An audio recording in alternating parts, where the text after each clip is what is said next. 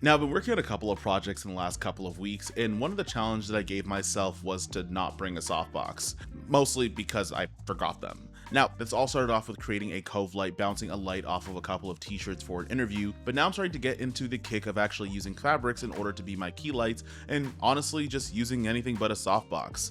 In today's video, I'm going to break down a couple of frames from a documentary that I had just shot on. I didn't bring a softbox with me in order to act as my key light, but I used a couple of other cinematography techniques in order to get the exposure in the images that I wanted to.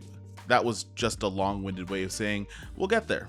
Now I'm going to give a shout out to Nanlite. Last year they sent me their FC500 and FC300, and I've been using these lights ever since. They're great, they're versatile, they're able to be plugged in, they're super powerful, they're bicolor, and they also work with the Nanlite app as well. For the majority of these setups I will be using one if not both of these lights, but I'll also be using a couple attachments as well and some fabrics. Alright, so our first setup is going to be the master interview. This is pretty much where the concept of everything in this scene is actually going to stem from. Now, I've done a couple of different things that don't require softboxes, which is super nice. First things first, we're going to talk about is going to be that ultra bounce in the background. So right now, if I have it set up right over here, this ultra bounce is set up in a 6x, and I'm actually going to be using my FC300 light in order to bounce off the wall to give some return and act as my key light. So that's going to go right over here.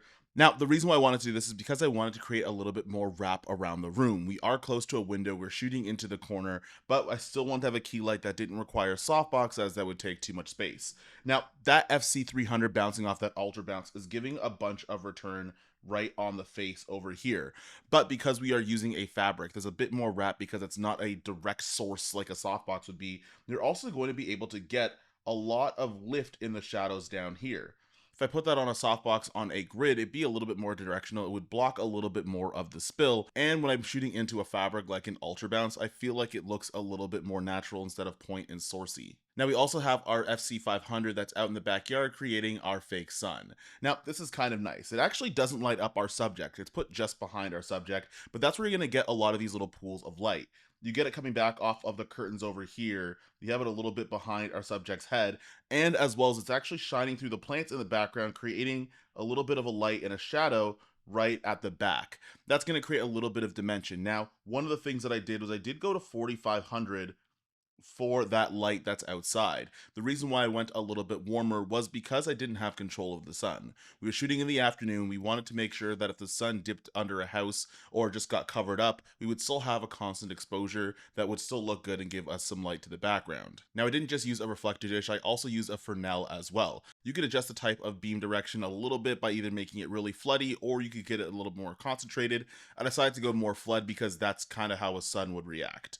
But this is a really simple setup when you have it thought about. We're bouncing off a fabric, it's giving a return back on our subject's face, but also we're going to use a fake sun outside to not only control exposure, but to also give us little pools of light because the sun is hitting stuff on the way to the back of the wall. Now, another thing I want to talk about is that the majority of the house had white walls. Now, another thing that you can do in camera is cheat your white balance a little bit. And the reason why I actually made my key light 5600 is that it gives you a little bit of separation. It's not by much, but it's a bit more neutral on the face and a bit warmer in the background. That way it kind of looks like an off-white color. It helps match up the trees and overall it gives it a pleasing look. Now, you might have heard this a couple of times, and it's called lighting for the space and not for the face. Now, we could actually take this concept and we could flip it on its head and use it in any part of the room as long as we're not breaking a 180-degree rule. So what I'm going to do here is I'm actually going to put that ultra bounce in the exact same place, kind of in relationship to where it was in the first place, and that's going to give us a lot of that exposure that's coming in our face in terms of that key light. You're still going to get it nice and soft. That ultra bounce isn't incredibly harsh, and we actually don't have any diffusion on the backside of that light. Now, another simple thing we're going to be doing over here is they're going to move that light from that backyard window onto the porch and shining through the backyard window. That's still going to give us these little pools of light over here that creates that sunlight. It's also lighting up the background as well, because if we're using that ultra bounce, we don't necessarily have the exposure to go all the way past the face into the background. So using that light just outside of frame, they're pretty much beside each other, but one's actually pointed to the background and one's pointed to our subject, overall giving us a little bit more exposure. Now, what's nice is the fact that we're still using that fabric, we're still getting a bit of wrap, so we're also getting a little bit of return off of the table and other surfaces in order for us to fill in those shadows and create a more naturalistic look. Again, a softbox might not have worked in this situation because it is a little bit crammed and it would have taken too much space. Now this concept goes throughout the entire scene. I'm gonna just leave a couple of screenshots here where I'm still using that ultra bounce, and the yellow is gonna identify where the light from the backyard is actually hitting.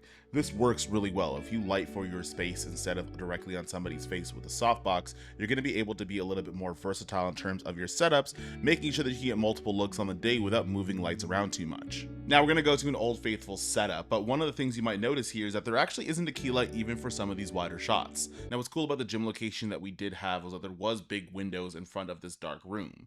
This is a great way for me to actually use a book light, or sort of kind of like a book light, except the glass is one side of it. Now what we did was we bounced our light off of a bleach muslin. Now this is kind of like an ultra bounce, except it's a little bit smaller, the fabric is a little bit different, but at the same time you're going to get a neutral return. And on the other side, to make sure we didn't blind anybody else in the gym, we did use some negative fill to kind of book things in. Obviously the other side is going to be a piece of glass, but we're still bouncing off the light to make it a bit softer and help it spill into the room. Now, this isn't the most complicated thing in the world. So now when we go to our shot, what we're going to notice here is that all of that light is coming right from outside. So pretty much everything here is going to be our key light. But what's also nice as well is these lights at the top over here actually aren't my own tube lights. They're using the ambient light that's going to be in the room.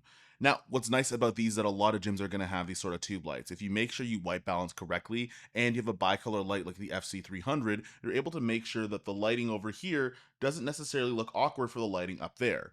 Both are going to be a little bit neutral and color accurate, and at the same time you can use your location, which means you can bring minimal lights, which is a lot easier when you're going into a public gym, as if you bring in big lighting setups you might intimidate people, and you also might get kicked out if you didn't ask for permission. Now, I might have been a little bit harsh with softboxes. They still do have a time and place, but if you are looking to expand your knowledge in cinematography like I am as well, using fabrics as your key light or something you could bounce off or even as a diffusion is going to come in handy. Sometimes you don't have all of the space or all the time to set up a softbox or a light dome, and using fabrics to control and reflect and bounce off of light is a great way to create some scenes that you might have seen from your favorite movies, or at the very least make your existing work look that much better. If you guys do want to see more of this kick of me throwing away softboxes and using fabrics instead, leave a comment down below on what things you want to see next. YouTube thinks you do want to see another video, which I'm probably going to leave over here, and I'll just see you guys in the next one. So, peace.